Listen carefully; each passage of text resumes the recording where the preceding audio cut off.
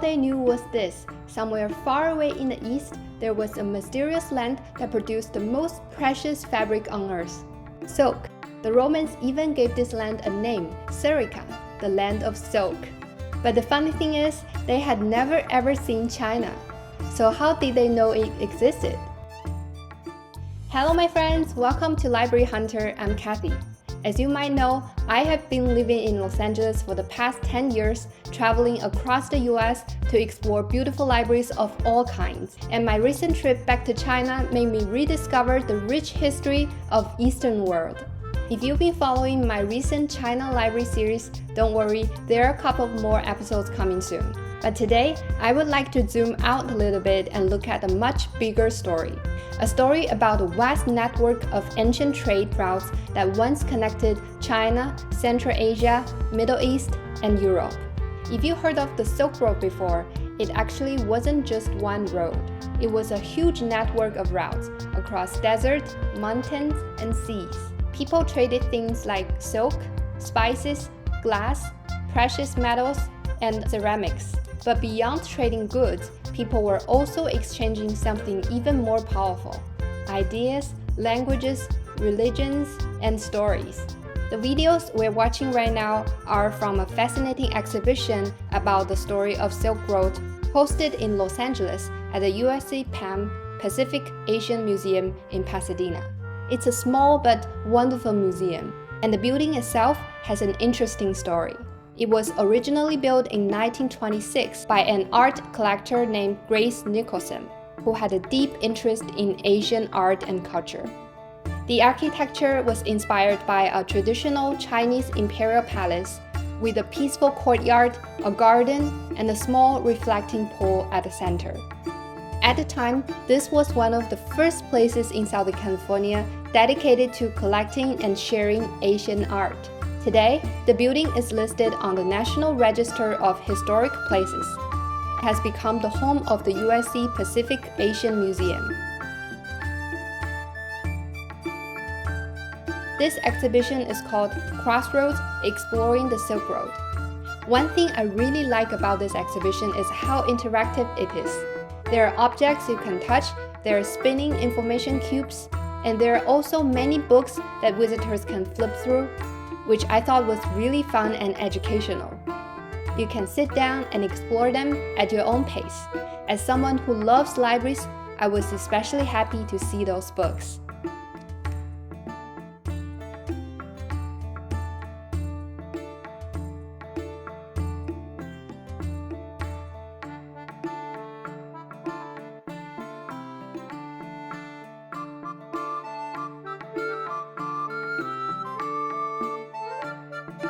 There's also music in the space and an interactive Silk Road map showing the major stops along the route. One of the most important crossroads along the Silk Road network was Dunhuang.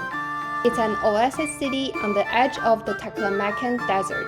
If you were traveling west from China, Dunhuang was your last stop before crossing the desert. And if you were coming from the Central Asia, it was your first gateway into China. Nearby are the famous Mogao Caves, where travelers and artists left behind murals, sculptures, and manuscripts. Remember my other video about the top 5 most mysterious libraries in the world? The Dunhuang Library Cave, cave number 17, was one of them. Today, the Mogao Caves are considered one of the most important historical records of the Silk Road. 2,000 years ago, the West first learned about China, not from China directly, but through ancient Iran. At that time, 3 great empires dominated Eurasia: Rome, the Parthian Empire, and the Han Dynasty China.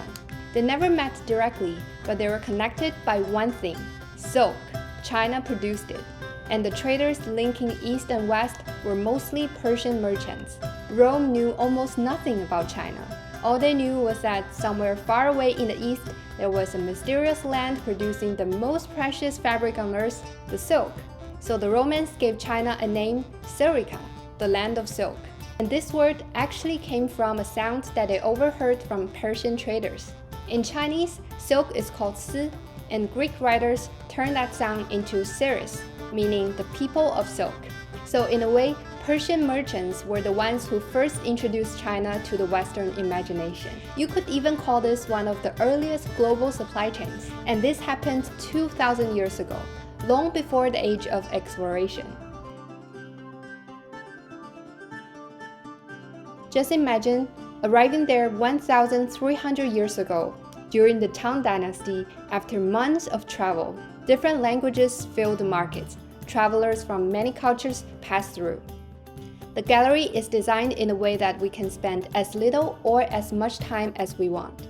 Centuries passed, empires rose and fell, but the traces of civilization remain in our language. So the next time you say the word silk, remember that it carries the echo of a conversation between East and West that began 2,000 years ago, carried across deserts and mountains by travelers, merchants, and storytellers. Along the Silk Road, most people were not thinking about making history. They were merchants, travelers, craftsmen, simply trying to make a living and provide for their families. Yet across generations, these small efforts slowly connected distant worlds, helping to create the interconnected world that we live in today. Persia was one of the great bridges of that world, a land with one of the longest cultural traditions in human history. All those ancient scripts, poetry, and learning becoming part of the shared heritage of humanity. So it's especially heartbreaking to hear about the bombs falling on this beautiful land.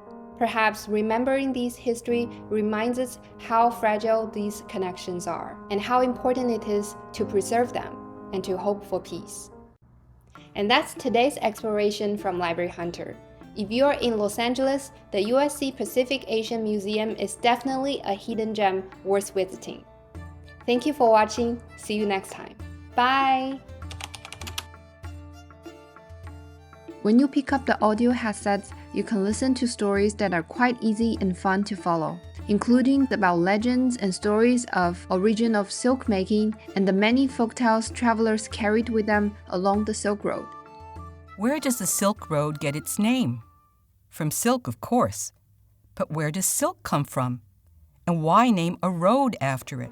According to the Chinese philosopher Confucius, about 5,000 years ago, the Empress Shilin Shi sat down beneath a mulberry tree in the beautiful garden her husband, Huang Di, had built for her to enjoy her afternoon tea, when suddenly a bug accidentally fell into her hot tea. She looked up at the tree and saw all these moths, each encased in a cocoon, busily munching the mulberry leaves. The Empress touched the cocoon in her tea to scoop it out. How strange! The cocoon was not a hard shell at all, but very soft. As she watched, to her surprise, the cocoon began to loosen and slowly unravel, until it became one very long, lustrous thread. She picked it up. The thread was very fine, almost translucent. She tugged on it. The thread was very strong. Excited by this discovery, the Empress gathered up more cocoons to unravel into threads. Could these threads be woven into cloth? Yes, they could. The Empress even invented a special loom to weave the fibers into fabric. This new cloth was light, soft against the skin, a pleasure to look at and to touch. She named this new fiber and fabric silk, and the moths that created it, silkworms. The Empress cultivated a grove of mulberry trees, and by domesticating the silkworms, developed the science of producing silk called sericulture. So she is celebrated as the goddess of silk. When China began to trade with faraway lands, luxurious silk became its most coveted and expensive export, and one of the most sought-after fabrics in the world, especially since China kept the method of making silk a secret for 3,000 years. It was only natural, then, that this Chinese invention should give its name to the route it traveled, which came to be known as the Silk Road. Although the secret eventually leaked out, silk remains a symbol of ancient Chinese civilization. The Empress never did finish drinking her tea that afternoon, and thank goodness she didn't. Because of her, the world was given the gift of silk.